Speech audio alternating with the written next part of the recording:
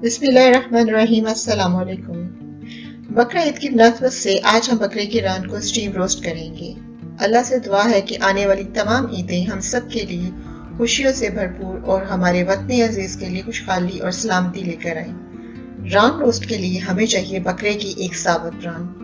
मैंने इसके ऊपर से तमाम फालतू चर्बी निकाल ली है।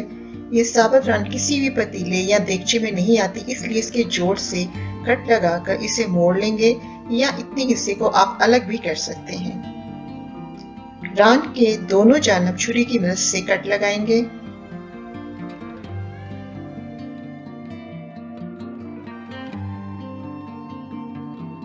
एक नुकीली छुरी की नोक से तमाम गोश्त में हल्के हल्के पंच करेंगे ताकि जब हम रान को मसाला लगाएं तो मसाला अच्छी तरह रान के अंदर तक जज्ब हो जाए। रान को जोर से काट कर बेंड कर लेंगे।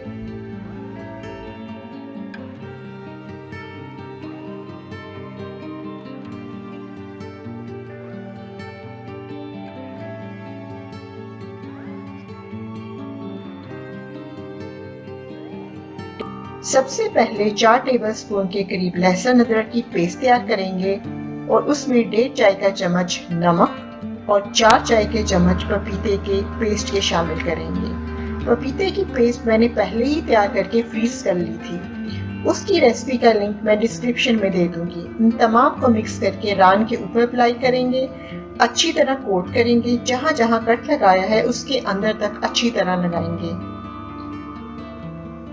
अब इसे 3 से 4 घंटे या फिर पूरी रात के लिए कवर करके फ्रिज में रख देंगे।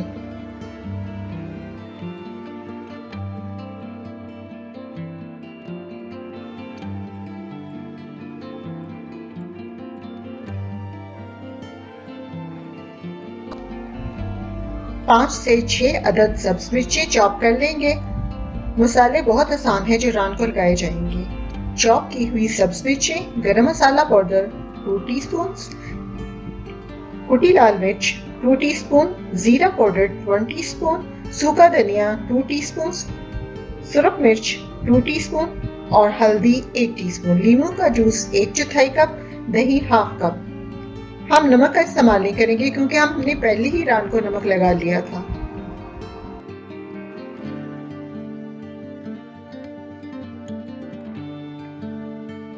एक बाउल में दही को शामिल किया, उसमें तमाम मसाला जात है उसको शामिल करके नींबू का रस भी शामिल कर देंगे।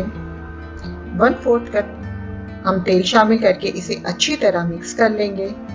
इस मसाले को रान पर लगाएंगे और जहां जहां हमने कट लगाया था उसके अंदर अच्छी तरह लगाएंगे।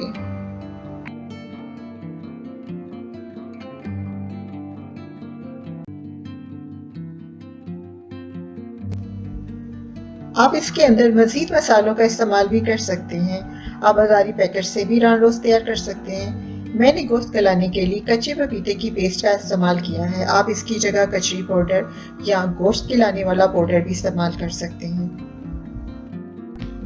कच्चे पपीते की पेस्ट से गोश्त का टेस्ट ज्यादा मजेदार बनता है।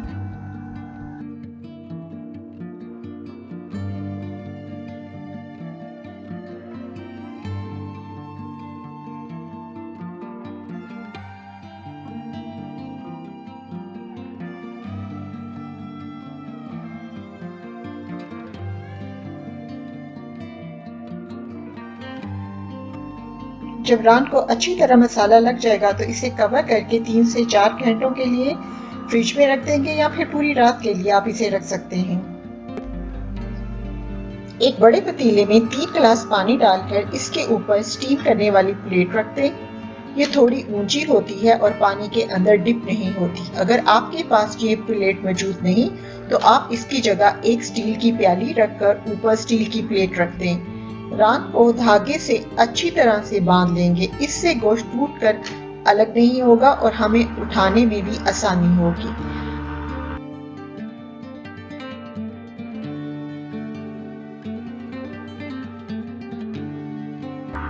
प्लेट के ऊपर मसाला लगी रान को रखेंगे।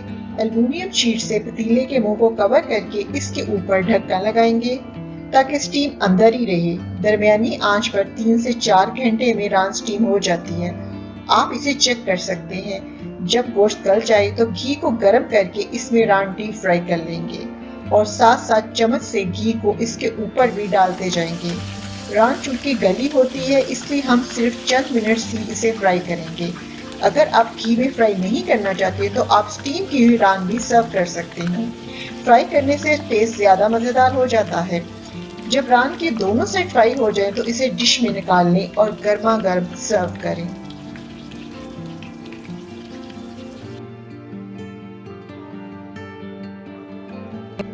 रेसिपी पसंद आए तो वीडियो को लाइक और शेयर करना मत भूलिएगा।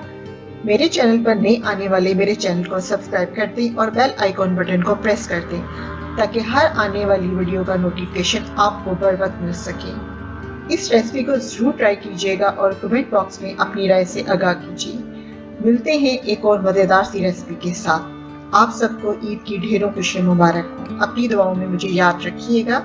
अल्लाह हाफिज।